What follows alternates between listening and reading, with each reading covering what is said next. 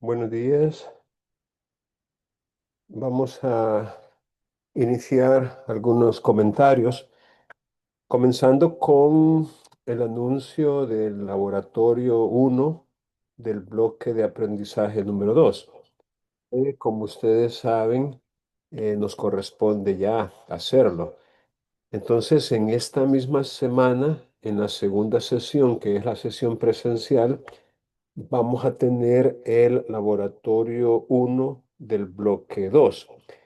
Y lo que vamos a evaluar son obviamente las explicaciones que se han dado, que son hasta cierto punto muy pocas, sobre el proceso posesorio.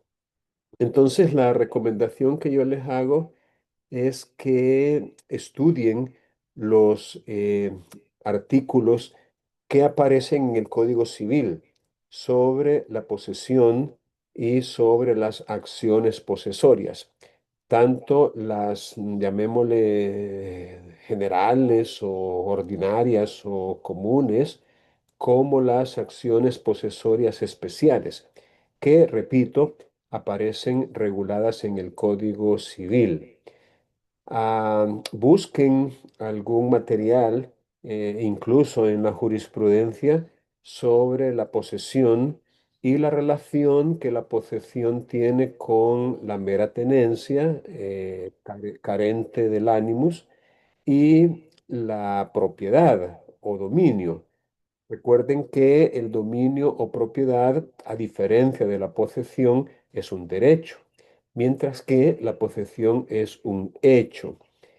Traten incluso, hay una sentencia de sala, creo que es más de una, donde se explica cuál es la, digamos, el asunto este con la posesión inscrita y la necesidad a veces de que la adquisición de la posesión, a pesar de ser un hecho, pero más que la adquisición de la posesión, digamos, la posibilidad de sumar a la propia posesión la posesión del antecesor. Quizás eso sea lo más correcto, sumar a la propia posesión la posesión del antecesor. Se lo voy a explicar porque a lo mejor ustedes nunca han escuchado nada sobre eso. Miren, supongamos que hay un terreno por ahí de los antiguos ejidos, por ejemplo, ejidales. Hay un terreno por ahí que no tiene antecedente registrado. Es decir, no pertenece a nadie, de momento, registralmente hablando. Pero hay una persona que ejerce posesión y ya tiene 12 años de ejercer esa posesión. Eh, bueno, pero resulta que esta persona, por la razón que sea, ya no va a seguir utilizando ese inmueble. Se va a ir de allí, se va a ir para otro país, para otro lugar o la razón que sea. Y digámoslo así, abro comillas, pone en venta, fíjense bien, pone en venta ese inmueble, ese terreno, esa parcela que él tiene efectivamente bajo su poder. Él es el poseedor ya que tiene el corpus y el animus, pero quiere, digamos, obtener algún beneficio. Ahora, yo les pregunto, a ver quién se anima a responder, ¿será que puede vender esa persona el inmueble, el terreno, la parcela? ¿Válidamente lo puede, abro comillas, vender? ¿Quién quiere opinar? Tenemos 20 estudiantes asistentes ahorita. ¿Quién se anima a opinar? Bueno, 19, porque uno se acaba de salir. A ver, Gabriela, active su micrófono, por favor.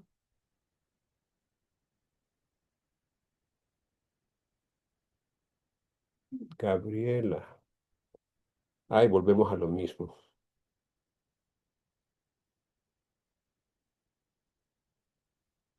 Bueno, Hola, sí. Hola, eh, hola. Sí, estaba yo haciendo una pregunta. Si una persona que es simplemente, digo simplemente porque no tiene escritura, mucho menos registrada. Preguntaba yo si una persona que es simplemente poseedora de un inmueble lo puede vender válidamente. Mm, consideraría de que no, mientras no realice pues los trámites correspondientes para ah, tener pues derechos sobre la posesión que tiene. O sea, tiene que tener, no solo por así. Creo que no se puede, no sé si estoy mal. Gracias, gracias, Gabriela, por su participación. A ver, Eleazar, ¿qué piensa usted? Eleazar, ¿qué piensa sobre ese planteamiento? No sé si me puede volver a hacer la pregunta, por favor, porque no alcancé a escuchar bien por la señal. Bien, hay una persona que es poseedora de un lote, de una parcela. Por 12 años ha poseído ese lote, pero se va a retirar de ahí, se va a ir para otro lugar, para otra ciudad, para otro país, lo que sea. La pregunta es si esa persona puede vender ese lote a otra, vender el lote. No, no puede porque no es el legítimo dueño de la propiedad, no tiene una escritura a su nombre. Fíjese que en el planteamiento que hice les comentaba que esa parcela no tiene dueño según registro, no tiene antecedente registrado. Digamos que no tiene, simplemente está en un lugar en donde no hay ninguna matrícula, ninguna inscripción que la incluya, de tal suerte que no tiene dueño. Lo que significa que esa persona que tiene 12 años está perfectamente en condiciones de prescribir, es decir, de lograr convertirse en dueña por, digamos, auxiliándose de la prescripción adquisitiva. A ver, Stephanie, su opinión, por favor. Sí, buenos días, licenciado. Buenos Tengo días. entendido que sí existe la venta de posesión material, aunque usted plantea el caso de que únicamente he tenido la posesión por 12 años. Entonces, sí. Realmente no escuché si anteriormente usted decía si había tenido otro poseedor y pues tengo entendido que los años se pueden ir sumando de poseedor en poseedor hasta lograr 30 años o más.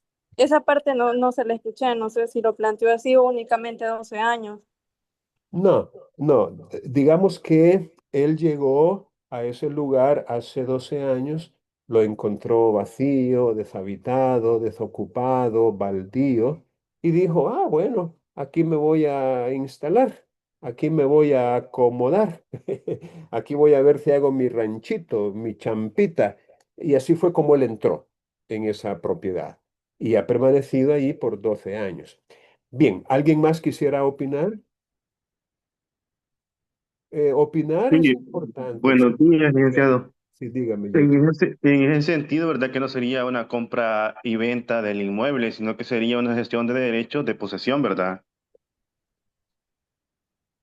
Bueno, por allí más o menos anda la idea y muy, muy acertada que usted comparte con nosotros, ¿verdad? Efectivamente, no podríamos decir con propiedad que él puede vender el lote, la parcela, el terreno, porque efectivamente, y tal como algunos de ustedes lo han dicho, para ello necesitaría ser dueño o propietario y tener una escritura registrada a su nombre.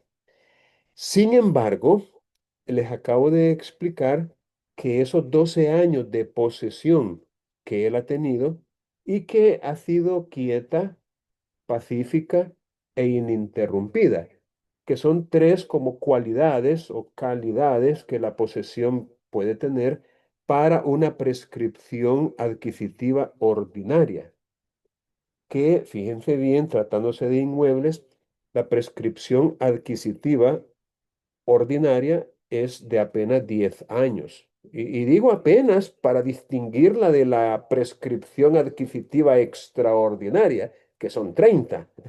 Eh, el, bueno, dos veces más, o sea, tres veces más, o sea, 10, 20, 30. 30 años es mucho más que 10. Entonces, prácticamente esta persona, si quisiera y pudiera, porque a veces hay algunos costos asociados a ese trámite, pero si él quisiera, podría perfectamente prescribir adquisitivamente lo que nosotros llamamos vulgarmente titular, hacer un título supletorio a su favor, es decir, un título que supla la escritura que no existe en ese lugar, porque como le repito, es un terreno que no tiene antecedente registrado. Ahora, si tuviera un propietario según registro, es decir, una persona que en cierto momento abandonó el terreno a pesar de que tenía escritura registrada, entonces el tiempo de posesión tiene que ser 30 años. Pero ojo, si tuviera antecedente registrado. Porque si no tiene antecedentes, si carece de antecedentes, bastan 10 años para poder titular, gracias a la posesión que tiene, y en base a eso, pues convertirse en dueño o propietario con instrumento registrado a su nombre. Bien, volviendo a la pregunta original. Efectivamente, vender el lote no podría válidamente, o sea, no procedería. Pero en vista de lo que ya dijo una compañera de ustedes, y es cierto, que se puede sumar a la propia posesión la posesión de los antecesores, es decir, de los que la han tenido antes, el hecho de la posesión. Mm, el tiempo, si lo queremos ver así, de la posesión, sí es susceptible de ser transferido por acto entre vivos e incluso por causa de muerte. No es un derecho, no es como una cesión de derechos, ¿verdad? Típicamente hablando, sino más bien es un, digamos, un instrumento un tanto sui generis en cuya virtud el poseedor puede transferir a otra persona ese tiempo para que si esa otra persona lo desea, pueda sumarlo a su propia posesión.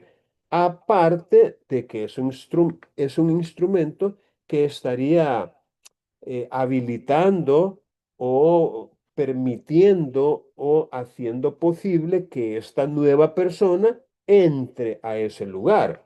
Y que no vaya a venir el que le hizo la transferencia a decir, caramba, me quitaron la posesión, ¿verdad? Yo ni cuenta me daba. No, porque hay un instrumento suscrito por él o por ella en el cual transfirió ese hecho de la posesión habilitando al adquirente de esa posesión, entre comillas, para que sume a su propia posesión la que él le está transfiriendo. Entonces, en ese sentido, y como muy bien lo dijo la compañera de ustedes, sí existe la venta, la donación, la permuta de la posesión material.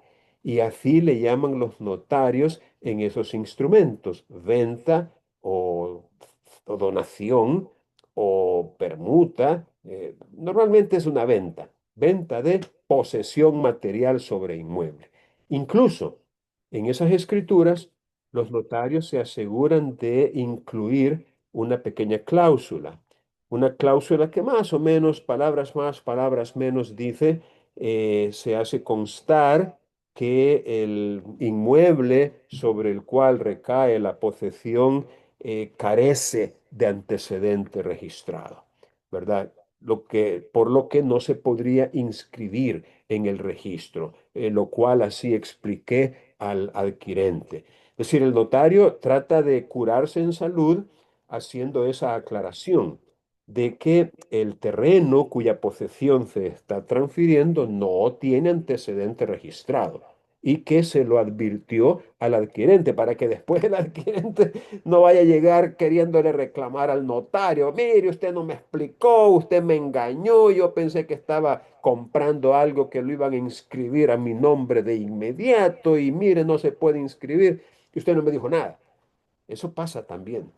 Entonces, un notario sabio y experimentado le va a incluir en ese instrumento esa cláusula. Incluso podría agregarle que lo habilita el tradente, el poseedor anterior, habilita al nuevo poseedor para que inicie las diligencias de titulación supletoria correspondientes. ¿Verdad? Como quien dice, ya ese trámite, ese papeleo, lo vas a hacer vos. Yo ya no, porque yo me voy ya. Entonces, esa es la forma en que funciona más o menos ese traslado de la posesión de una persona a otra. Bueno, habría que leer también en el Código Procesal Civil y Mercantil todo lo que tiene que ver con el proceso posesorio, que no es mucho. De hecho, lo vamos a comentar hoy mismo para que ustedes lo tengan en mente, ¿verdad?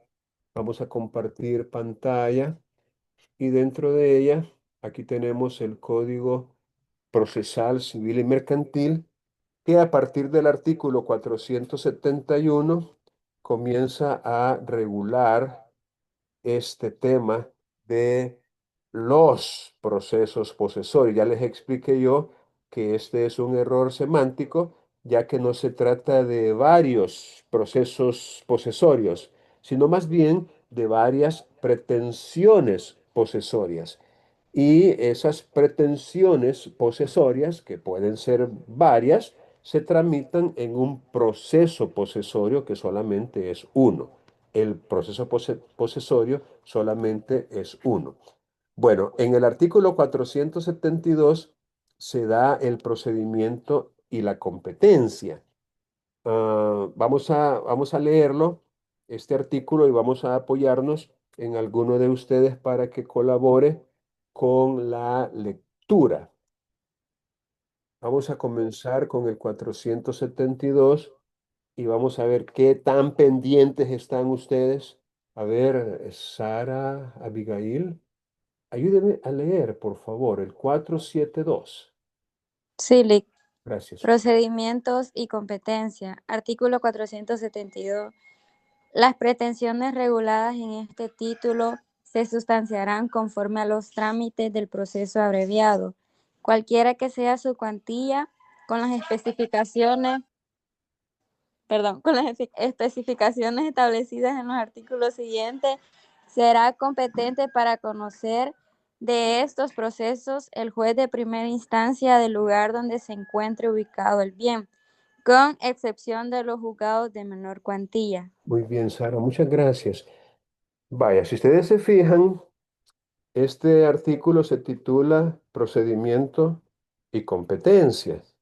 Y el procedimiento, lo que el legislador hizo fue hacer una remisión a las reglas o los trámites, como lo dice literalmente, del proceso abreviado. Ojo, eso no significa en ningún momento que el proceso posesorio sea o equivalga al proceso abreviado, es decir, no significa que sean lo mismo, ¿verdad? Sin embargo, como según este artículo, la sustanciación o la tramitación de este proceso posesorio se va a sujetar a las reglas del proceso abreviado, te resulta obvio asumir y concluir que por vía de ejemplo, la demanda tendría que ser una demanda simplificada y no una demanda completa. Recuerden que la demanda completa es para el proceso declarativo común y aparece en sus requisitos formales en el artículo 276, mientras que la demanda simplificada, que es con la cual se inicia un proceso abreviado, aparece regulado en el 418.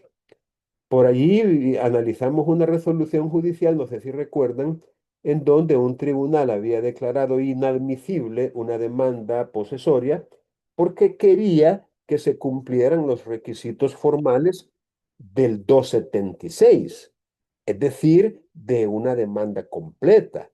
pero viene la abogada, creo que era una mujer, que recibió ese agravio, apeló y la Cámara le dio la razón en el sentido de que no es los requisitos de la demanda del proceso común los que hay que cumplirse, sino los más limitados, los menos del 418, es decir, de la demanda simplificada. Bueno, obviamente hay especificaciones, entendamos por especificaciones algunas modalidades o algunas variantes, algunas particularidades que son propias del proceso posesorio y que no las vamos a ver en un proceso abreviado, ¿verdad? Pero insisto, no vayan ustedes a confundirse pensando que, por ejemplo, en un proceso o ante una pretensión posesoria, ustedes van a ir a querer iniciar un proceso declarativo abreviado. No, no, no, no, eso sería una evidencia de que están confundidos. Usted no va a llegar, repito, con una pretensión posesoria a querer iniciar un proceso declarativo abreviado. No, no, no, no. Usted va a llegar con una demanda que reúna los requisitos del 418, pero para iniciar con ella un proceso posesorio, un proceso especial posesorio y no un proceso declarativo abreviado. Ah, el juez competente, según este artículo, es el juez de primera instancia, pero que no sea de menor cuantía. Miren, en San Salvador, porque allá hay mucho más, digamos, mucha más población, quizás por allá de la cosa. Hay más gente, pues, en San Salvador.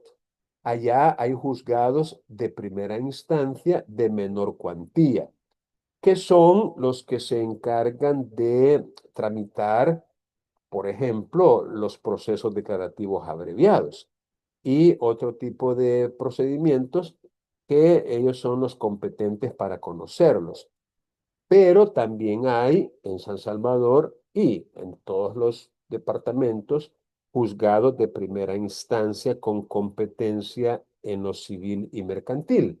En el caso de San Miguel, por ejemplo, se llaman así, juzgado de los primero, segundo, tercero, ya hay un cuarto allá en Ciudad Barrios, un quinto creo que en Chinameca, de lo civil y mercantil. Primero, segundo, tercero, cuarto y quinto de lo civil y mercantil. Entonces, ellos serían, en el caso de todos los departamentos del país, los competentes, porque se exceptúa a los juzgados de menor cuantía. Ellos no podrían conocer procesos posesorios, tienen que ser el juez de primera instancia. Ojo, del lugar donde se encuentre ubicado el bien, es decir, el bien cuya posesión ha sido despojada o cuya posesión está siendo estorbada o perjudicada o obstaculizada por el demandado. Bien, veamos el siguiente artículo que tiene que ver con el plazo para poder iniciar un proceso posesorio. Vamos nuevamente a auxiliarnos de alguno de ustedes y voy a pedir a María Belén que nos ayude, por favor, active su micrófono y ayúdenos con la lectura.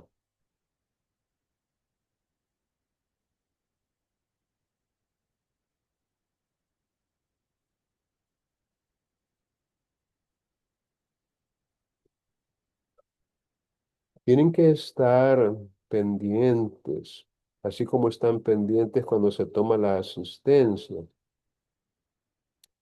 María Belén, a la una.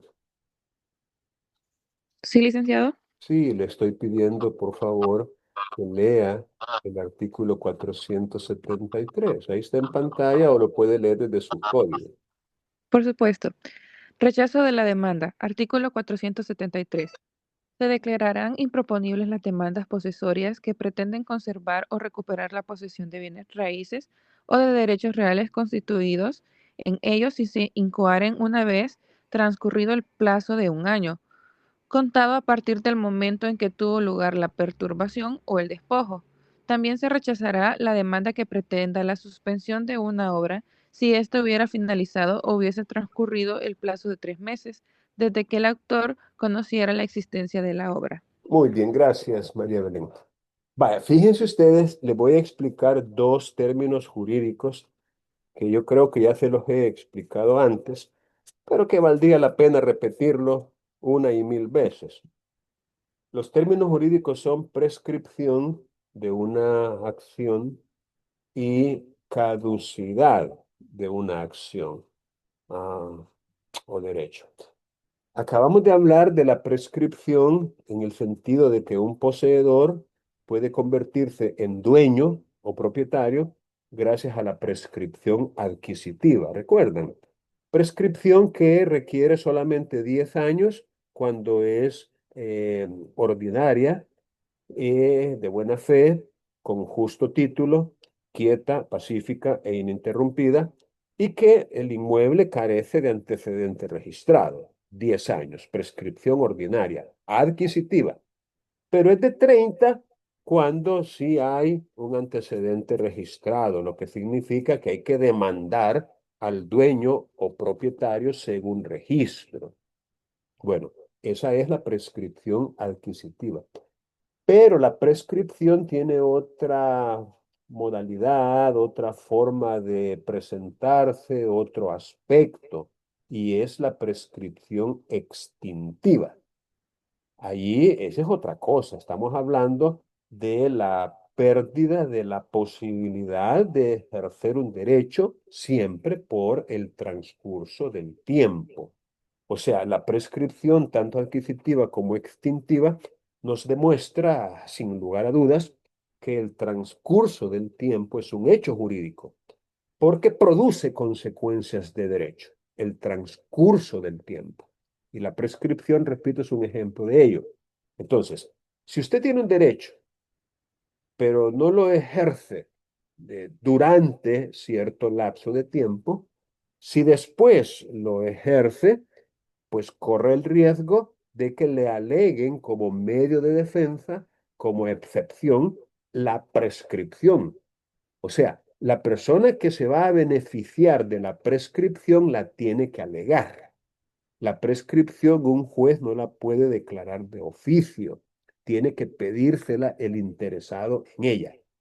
La prescripción, repito, es la pérdida cuando es extintiva, obviamente, la prescripción extintiva es la pérdida de la posibilidad de ejercer un derecho por haber transcurrido cierto espacio de tiempo y por haber sido alegada la prescripción.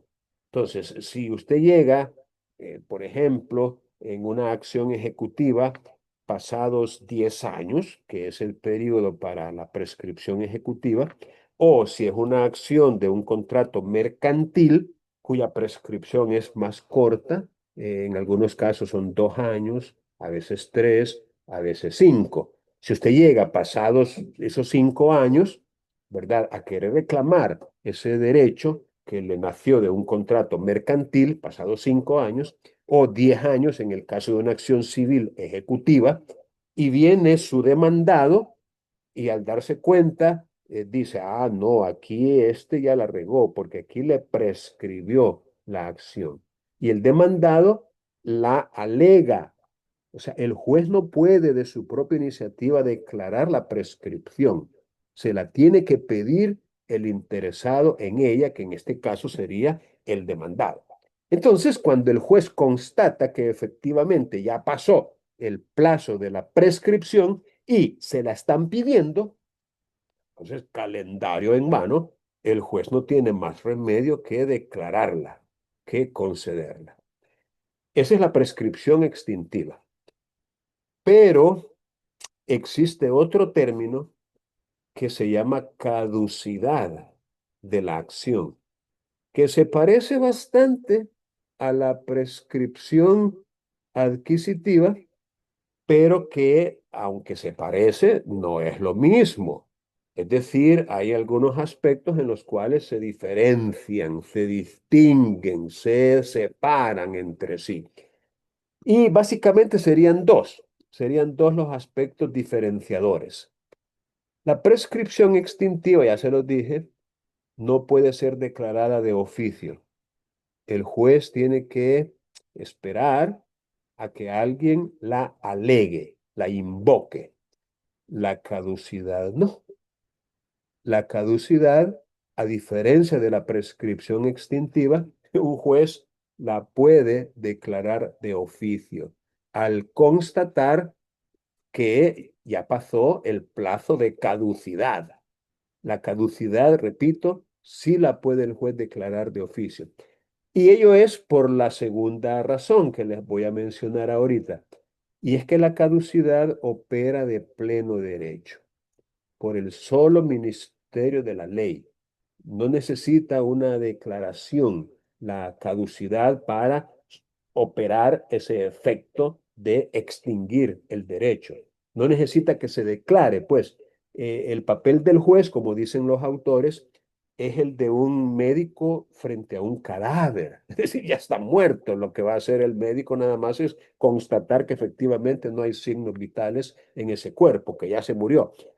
Mientras que la prescripción no opera de pleno derecho, sino que tiene que ser declarada por el juez para que opere, para que se den sus consecuencias, sus efectos. Entonces, en ese caso, el papel del juez es el de un verdugo, o sea, no el de un médico forense, sino el de un verdugo, porque en ese caso es el juez el que mata el derecho o la acción con su declaración de prescripción. Pero la caducidad no. Entonces recuerden esa diferencia, pues, el del médico forense frente a un cadáver que ya está muerto, caducidad, versus el de un verdugo frente a un vivito y coleando, pero que lo va a matar, la prescripción. No ha terminado hasta que él declare prescrita la acción o el derecho. Bueno, entonces, en el caso de las acciones posesorias, el plazo es de 1 año. Y considerando el lenguaje legislativo en este artículo 473, leyendo pues lo que dice el artículo, da la impresión de que no es un plazo de prescripción, sino más bien un plazo de caducidad. Dice, se declararán improponibles.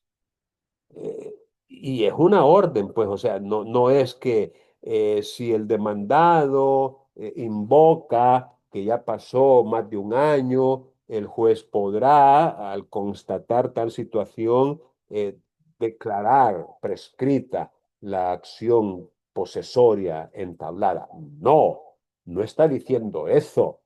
Está diciendo en forma imperativa, se declararán improponibles, repito, lo cual sugiere que se trata entonces de un plazo de caducidad y no de prescripción.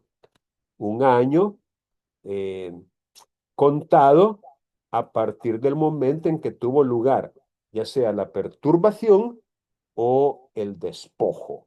Recuerden que la perturbación es como una molestia, como un embarazo, como una obstaculización, como un hostigamiento, pues, como darle problemas ahí al poseedor en el ejercicio de la posesión. Mientras que el despojo ya es que se la quitaron por completo, la posesión, lo desalojaron a la fuerza, con violencia, con intimidación, con amenaza o incluso con clandestinidad. Es decir, de repente, cuando llega el fulano, ¡pum!, se da cuenta que ya no puede entrar. Clandestinamente alguien entró y cambió chapas, puso candados, puso cercas y ya no puede él entrar. Eso también es un despojo, clandestinidad. Ahora, hay una acción posesoria que consiste en la suspensión de una obra nueva. Así le llama el siguiente artículo, suspensión de obra nueva. Y es cuando, por ejemplo, usted es poseedor de un terreno que tiene, por decir un ejemplo, una manzana de capacidad superficial, 7.000 metros cuadrados. Usted está poseyéndolo completamente, ¿verdad? Aunque digamos que tiene algunos sectores, una manzana es bastante terreno, algunos sectores que usted los tiene como descuidados, ¿no? Es decir, no que no ejerza posesión sobre ellos, sino que le da menos atención, pues. A lo mejor ha crecido zacate, maleza, monte o qué sé yo, o los cercos en ese sector se han roto y usted no los ha reparado y de repente la gente empieza a pasar por ahí. Bueno, hay cierta área, pues, del terreno en el cual usted ejerce posesión que usted como que se ha desatendido un poquito de esa área. Y de repente, un lunes que usted se da una vuelta por ahí, descubre que el viernes en la tarde, todo el sábado y toda la noche han estado trabajando ahí en la construcción de una obra que puede ser cualquiera, puede ser un tapial, una pila, una piscina, una casa, una mediagua, una acequia, lo que sea, una obra.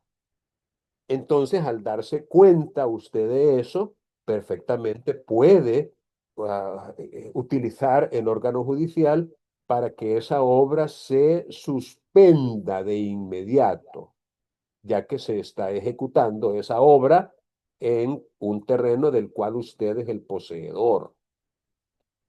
En ese caso, el plazo es mucho menor. Según este artículo, se rechazará siempre de manera imperativa. Se rechazará la demanda para pedir que la obra se suspenda si ésta hubiera finalizado. Si en esos 2 días y medio, viernes, sábado y domingo, la obra terminó, ¿qué diablos va a suspenderse si ya terminó? O obviamente si pasara una semana, 2 semanas, un mes, y usted no dijo, esta boca es mía para impedir la continuación, y de repente la obra ya terminó. O sea, si ya terminó, no se puede suspender, eso por lógica. Solo se suspende lo que está inconcluso, lo que no ha terminado. O en el caso de que hubiese transcurrido el plazo de 3 meses.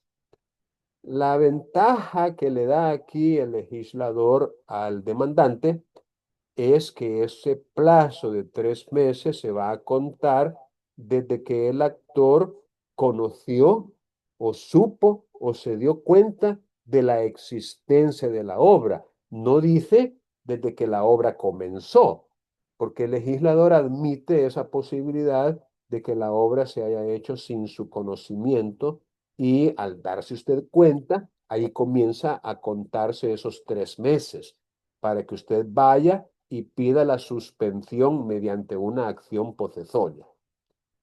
En este caso de la suspensión de una obra nueva, hay un artículo que es una particularidad, una especificación que se aleja del trámite del proceso abreviado, ¿verdad? Tal como lo había anticipado el artículo 472. Este, y vamos a leerlo siempre con el auxilio de uno de ustedes. Esta vez voy a pedir a Jenny. Jenny, por favor, ayúdeme a leer. Active su micrófono y lea el artículo 474. Jenny, Buenos días. buenos Sí, días. si la demanda pretendiere que se resuelva judicialmente la suspensión de una obra nueva, el tribunal, antes aún de la citación para la audiencia, dirigirá inmediato requerimiento de suspensión de la obra al dueño o encargado de la misma. El requerido podrá ofrecer caución para continuar la obra, así como para realizar las actuaciones que garanticen la conservación de lo ya edificado, con compromiso de responder de los daños y perjuicios que hubieran causarse por la continuación o conclusión. La caución podrá presentarse en cualquiera de las formas previstas en este código. Si las partes pidieran, perdón, el reconocimiento judicial, el reconocimiento pericial o ambos, conjuntamente el tribunal podrá disponerlo conforme a las disposiciones de este código. Gracias, Jenny. Muy bien. Aquí tenemos entonces que en el caso de que el demandante requiera o pida la suspensión de una obra, entonces el juez, aún antes, dice, de citar a las partes para la audiencia, recuerden que el procedimiento abreviado, el trámite del procedimiento abreviado, no incluye un emplazamiento para contestar la demanda simplificada por escrito. Recordemos eso. En el caso del proceso abreviado no hay un emplazamiento para contestar la demanda por escrito, como sucede en el caso del procedimiento declarativo común, en el cual se le da un plazo al demandado para que presente un escrito contestando la demanda y oponiéndose a las pretensiones contenidas en ella, pero en el abreviado no. Lo que se hace en el abreviado es que se cita a las partes, tanto al demandante como al demandado, y será en la audiencia en la cual, después de lo inicial, llamémoslo así, se le da la palabra al demandado para que conteste verbalmente la demanda, pudiendo incluso formular reconvención bajo ciertas reglas, no es explícitas. Eso, por supuesto, ya lo vimos el semestre anterior cuando hablábamos de los procesos declarativos. Entonces, en este caso, antes aún de la citación para la audiencia, el juez va a dirigir un inmediato requerimiento de suspensión de la obra al dueño o incluso al encargado de la misma. Eso significa ni más ni menos que si nosotros queremos, mediante una demanda posesoria, que se suspenda una obra, tendríamos que mencionar el nombre y la forma de contactar o de localizar, ya sea al dueño de la obra o agregar también, si sabemos ese dato, al encargado de esa misma obra. Lo que implica a veces pues una gestión en el campo de investigación, de averiguación de quién es el que está haciendo esa obra nueva, porque a alguien tenemos que demandar. No vamos a llegar a demandar a el cantón. Alguien tiene que ser el responsable de esa obra y tenemos que investigarlo previo a presentar una demanda. Ahora, el requerido, aquel a quien se le está requiriendo que suspenda inmediatamente esa obra, puede, si así lo quiere, ofrecer caución. Entendamos por caución una especie de garantía, como una fianza, como el depósito de dinero en efectivo o de otros valores de fácil realización, o una hipoteca, es decir, una garantía real, ¿verdad? De que en el caso de que se causaren daños y perjuicios por la continuación o la terminación de esa obra, pues para eso está la garantía, ¿no? Para eso está la caución, para garantizar al demandante el pago de los daños y perjuicios que se le han ocasionado. Entonces, eso es como una opción que el legislador le da al demandado, al requerido de que suspenda de inmediato esa obra para que la pueda continuar e incluso terminar, siempre y cuando ofrezca una caución para garantizar cualquier daño y perjuicio que esa conservación de la obra o esa terminación de la misma o esa continuación le pueda causar al demandado. Y para la determinación de la caución, pues nos vamos a ir a lo que el código dispone al respecto. Fíjense ustedes que en un caso de esos, Por supuesto que no puede faltar el reconocimiento judicial. Y, ¿por qué no? El mismo código nos está dando ese tip, esa ayuda gráfica. El reconocimiento pericial también. Es decir, ambos, como lo insinúa el código, porque un reconocimiento judicial permitirá al juez constituirse a ese lugar donde se está edificando esa obra nueva y ver por sí mismo, como dice el aforismo, con sus propios ojos, lo que está sucediendo en el terreno.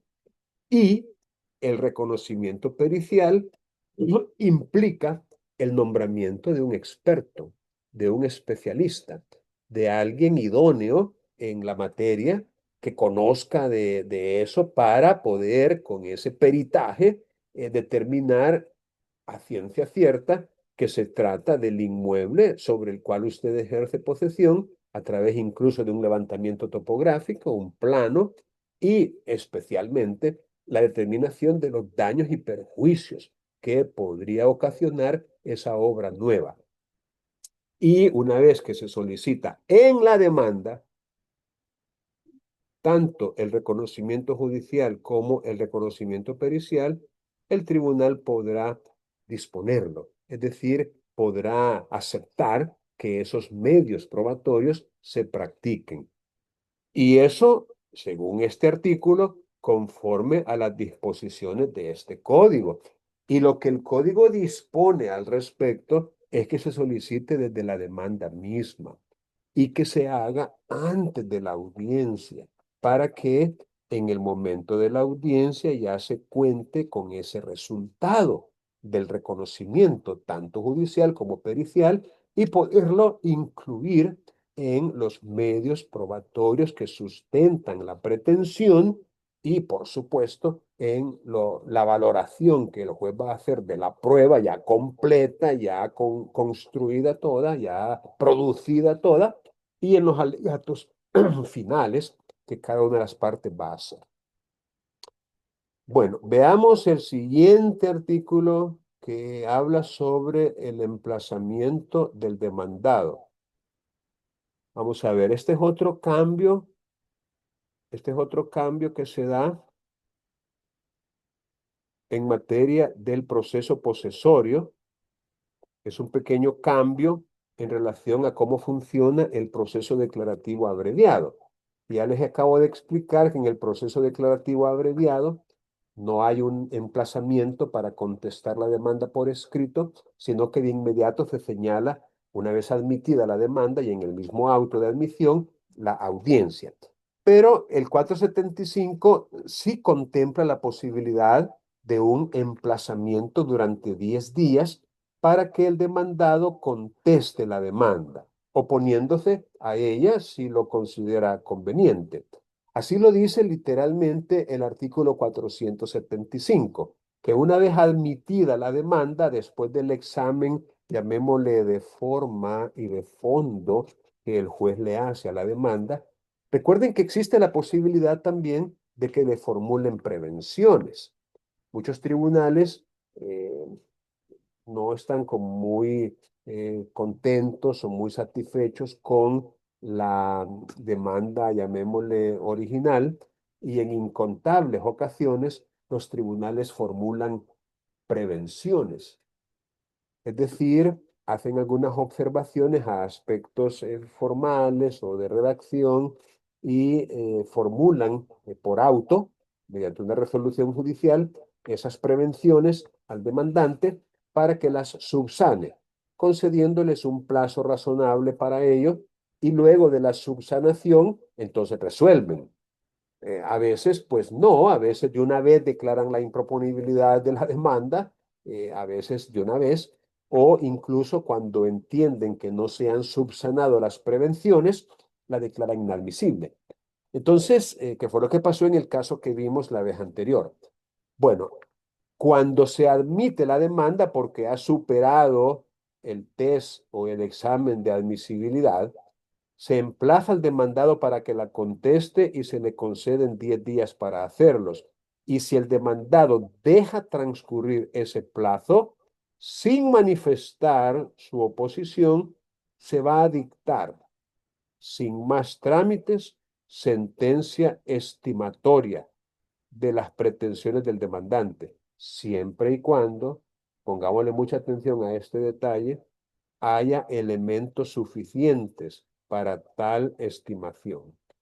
Miren, aquí la moraleja, el consejo, el aprendizaje que nos deja este artículo es que nosotros en la redacción, en la elaboración, en la preparación de la demanda y de sus anexos, es decir, los documentos que vamos a acompañar junto con ella, nos aseguremos de que tengamos los elementos suficientes para que nuestra pretensión sea estimada. Porque si no hay elementos suficientes y el demandado no contesta durante esos 10 días que se le han concedido, repito, si no hay elementos suficientes que se desprendan de la demanda misma y de los documentos que se puedan acompañar junto con ella, o incluso de una petición bien hecha de declaración de la parte contraria. Y me refiero a una petición bien hecha que incluya un interrogatorio cuyas respuestas podrían favorecer a su caso al ser afirmativas. Es decir, la moraleja de este artículo, el aprendizaje, es que nos aseguremos al presentar una demanda posesoria de que aunque el demandado no conteste y por ende no haya audiencia ni oportunidad probatoria, porque la oportunidad probatoria es dentro de la audiencia, pero si no hay audiencia, obviamente no va a haber oportunidad probatoria. Y si no hay oportunidad probatoria adicional, llamémosle así, o dentro del proceso mismo, entonces el juez podría desestimar la pretensión, es decir, no dar lugar a lo que nosotros estamos pretendiendo. Ahora, una pequeña ventaja que podríamos llevar como demandantes o incluso como demandados en el caso de que se estimara, es que la sentencia no producirá efectos de cosa juzgada, según lo que dice el siguiente artículo, dejando a salvo el derecho de las partes para acudir al proceso declarativo. En otras palabras, no hay cosa juzgada material o sustancial en el caso de un proceso especial posesorio. Y la sentencia que se dicte, si bien es apelable, ¿verdad?, ante una cámara, si la cámara la confirma o si la cámara la modifica, la revierte y la dicta en sentido contrario, sentencia de fondo, por supuesto, no un auto definitivo, sino que una sentencia definitiva, una sentencia de fondo. Entonces, podríamos todavía acudir al proceso declarativo que pudiera corresponder. Algo así como un segundo chance para analizar lo actuado y en base a este nuevo chance que la resolución ya cause estado, es decir, ya pueda producir efectos de cosa juzgada. Bueno, ¿qué pasaría cuando el demandado se opone a la demanda en su contestación? Ok, se cita a las partes a audiencia. Entonces, la variante que nos presenta el proceso especial posesorio, la variante con respecto a los trámites del proceso abreviado, es que en el proceso abreviado, al admitirse la demanda, se cita a audiencia, pero en el paso del proceso posesorio, al admitirse la demanda, se emplaza por 10 días al demandado y se espera para ver si contesta oponiéndose. porque si no contesta y por ende no se opone, o si contesta pero tampoco se opone, entonces si hay elementos suficientes para estimar la pretensión posesoria, entonces se va a dictar sentencia sin más trámite estimatoria. Pero si no hay elementos para esa estimación, resulta lógico que no se va a estimar la pretensión. Y por eso es que yo les repito que es necesario eh, asegurarnos de que todos los elementos probatorios vayan junto con las alegaciones iniciales. Bueno, si el demandado se opone, entonces nos vamos a la audiencia, y si el demandado no asiste a esa audiencia sin causa justa, o si no ratifica su oposición, entonces se va a dictar sentencia estimatoria sin más trámite. Nuevamente tendríamos que aplicar esta parte de aquí siempre y cuando haya elementos para tal estimación. No estaríamos autorizados en virtud de la necesidad de integración de las normas procesales para decir que en este caso no se necesitan esos elementos suficientes. No, igual se necesitan los elementos suficientes para estimar la pretensión. Vamos a ver. Contra la sentencia que se dicte, y a pesar de que no causa estado, procederá recurso de apelación. Y es interesante que si el demandante o incluso el demandado, según el que gane, pues en la sentencia de primera instancia, si ofrece caución, podría ejecutar lo ordenado en la sentencia. Es la famosa ejecución provisional de una sentencia que, a pesar de que hay pendiente un recurso, a pesar de eso se llama efecto suspensivo del recurso. O sea, tiene sentido que si yo estoy recurriendo de una resolución, pues que no se ejecute, ¿no? Eso es razonable.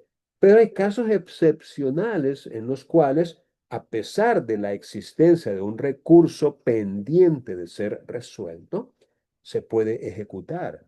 O como dice esta parte, llevar a efecto lo ordenado en la sentencia siempre y cuando se otorgue caución suficiente para garantizar los daños y perjuicios que pueda causar la revocación de esa decisión. Por eso no resulta, digamos, muy aconsejable ejecutar provisionalmente una resolución judicial mientras haya un plazo pendiente. Eso yo no lo recomendaría porque no es la primera, ni la única, ni la última vez en que una resolución es revocada por completo por un tribunal superior. Y estamos hablando, repito, de sentencias de fondo, es decir, que resuelven el fondo del asunto. Bueno, una vez que se dicta sentencia en apelación, ya no se admite ningún recurso.